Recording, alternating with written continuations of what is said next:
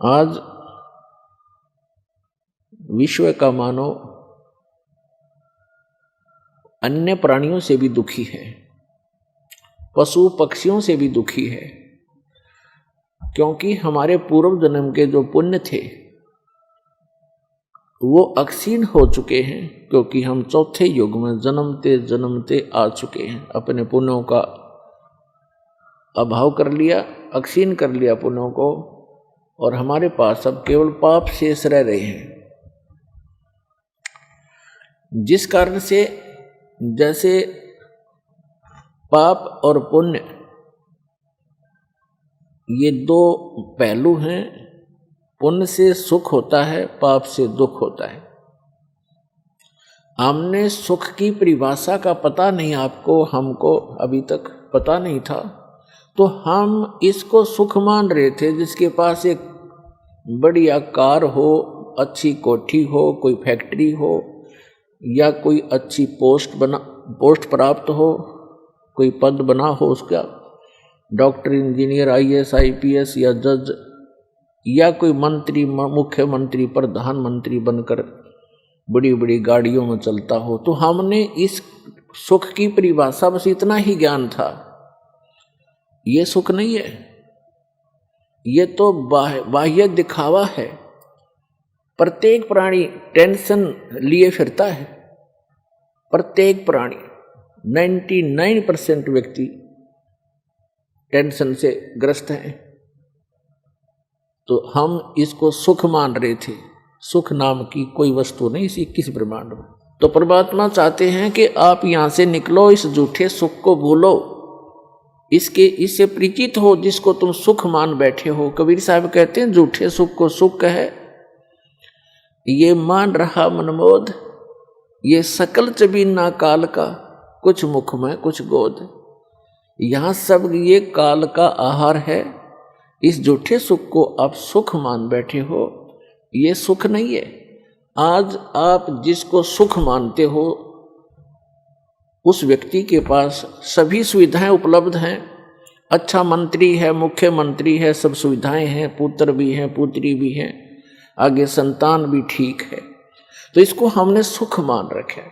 और 1 मिनट में मृत्यु हो जाती है, 1 सेकंड के अंदर मृत्यु हो जाती है। फिर वो सुख कहाँ गया उसका?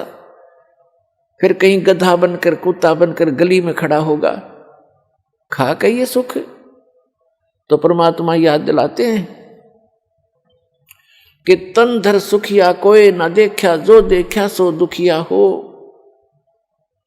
उदय अस्त की बात करत है मन सबका किया विवेका।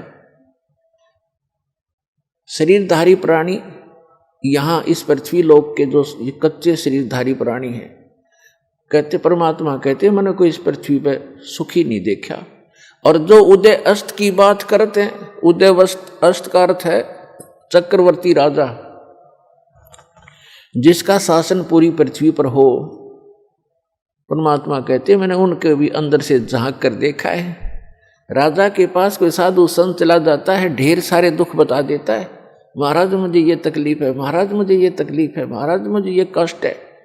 तो परमात्मा कहते हैं उदय अस्त की बात करे मैंने सबका किया विवेका हो। फिर क्या बताते हैं? जंगम दुखिया जोगी दुखिया, कहते हैं तंदर सुखिया कोई ना देखा, जो देखा सो दुखिया हो। उदय अस्त की बात करत है मन सबका किया विवेका हो। घाटे बाद सब जग दुखिया, क्या गरही बैरागी हो। और सुख देव ने दुख के डर से गर्भ में माया त्यागी हो। फिर कहते हैं जंगम दुखिया जोगी दुखिया, और तपस्वी को दुख दूना हो। और आशा तृष्णा सब में व्यापे, कोई महल ना सुना हो। फिर परमात्मा कहते हैं कि साच कहूं तो जग नहीं माने, पर झूठ कही ना जाई हो। और ये ब्रह्मा विष्णु महेश्वर दुखिया, जिनने ये राह चलाई हो। फिर परमात्मा अंत करते हैं इस कहानी का, कहते हैं सुरपति दुखिया। सुरपति इंद्र, स्वर्ग का राजा, देवताओं का स्वामी। सुरपति दुखिया, भूपति दुखिया, भूपति माने पूरी पृथ्वी का शासक राजा। सुरपति दुखिया, भूपति दुखिया। और रंक दुखी बपरीती हो, कहे कबीर और सब दुखिया, एक संत सुखी मन जीती हो। अब निष्कर्ष कर दिया दाता ने कि आप जी ब्रह्मा, श्री विष्णु, श्री शिव जी को एक सुप्रीम पावर मानकर इनकी आराधना कर रहे हो, और इनसे हटकर कोई कहना सुनाना चाहता है तो आप जी बिल्कुल सुनना नहीं चाहते। तो परमात्मा कहते हैं कि साच कहूं तो जग का जचे नहीं, ये संसार मानना नहीं कि ब्रह्मा विष्णु महेश भी दुखिया, पर झूठ कही ना जाई हो, और ये ब्रह्मा विष्णु तुम्हारे शिव जी दुखिया जिन ये राह चलाई हो। अब विचार करके देखो, विष्णु जी को श्राप दे दिया किसने? नारद जी ने। क्यों?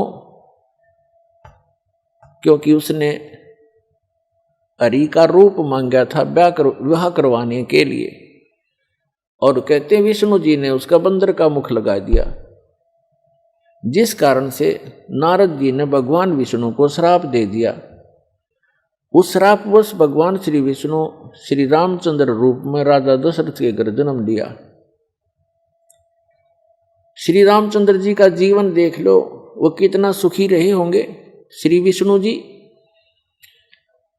विवाह हुआ छोटी आयु में, विवाह होते ही वनवास हुआ, वनवास में से उसकी धर्मपत्नी का अपहरण हुआ, वो जेल, रावण राक्षस के जेल में पड़ी है, हाहाकार मचा हुआ।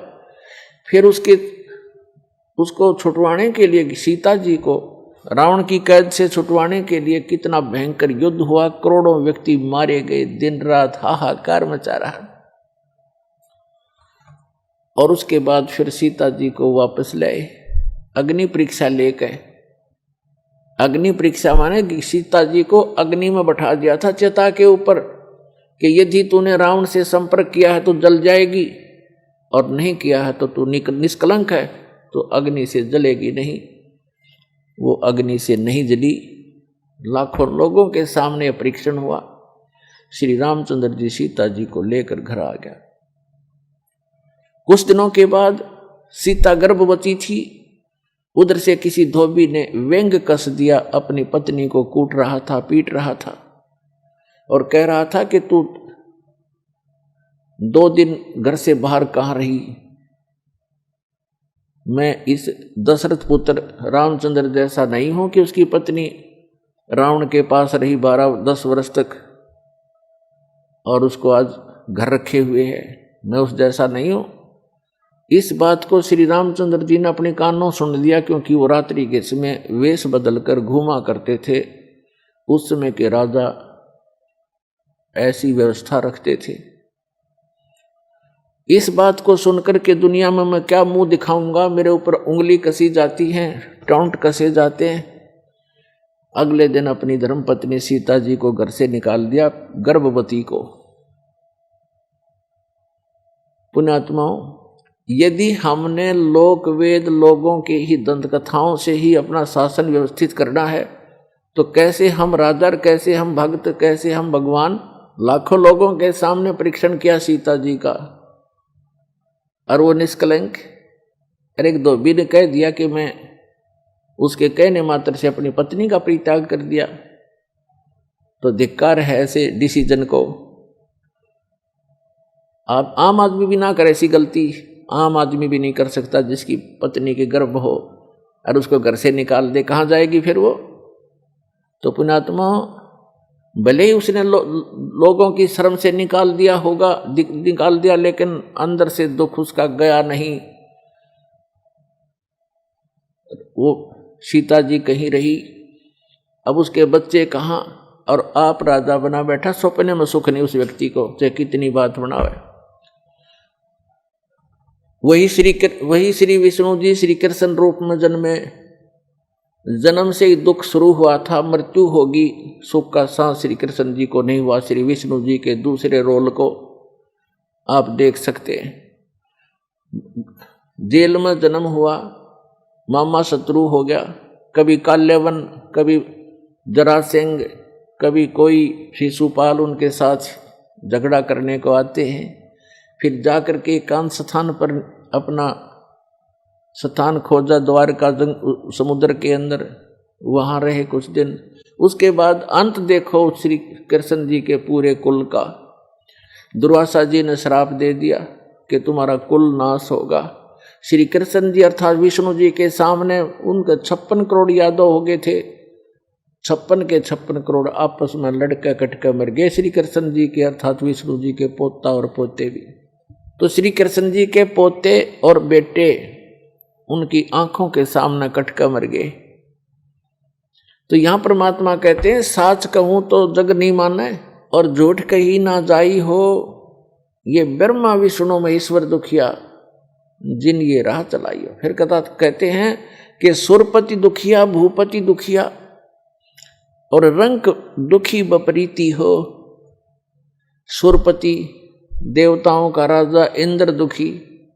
इंद्र की कहानी आप पढ़ कर देखो पुराणों के अंदर। एक बार राक्षसों का और देवताओं का युद्ध हो गया, राक्षस विजयी हो गए। इंद्र भाग गया, गद्दी छोड़कर जंगलों में छुप गया, कोई वर्षों तक भूखा प्यासा पड़ा रहा, खा के वह सुख। और इंद्र की मृत्यु के उपरांत उस राज को भोग करिए, राजा चाहे स्वर्ग का हो चाहे पृथ्वी का हो, अगला जन्म उसका गधे से शुरू होता है। तो बाढ़ में जाओ ऐसा राज जो अगले जन्म में गधा बने। तो हम बिना ज्ञान के इस झूठे सुख को सुख मानकर अपना जीवन नाश कर रहे हैं। अब इसको सफल करो पुण्यात्माओं। हमें विकल्प प्राप्त हुआ, अभी तक इसका विकल्प नहीं था। कोशिश करके भी हम काल के जाल से नहीं निकल पा रहे थे। अब क्या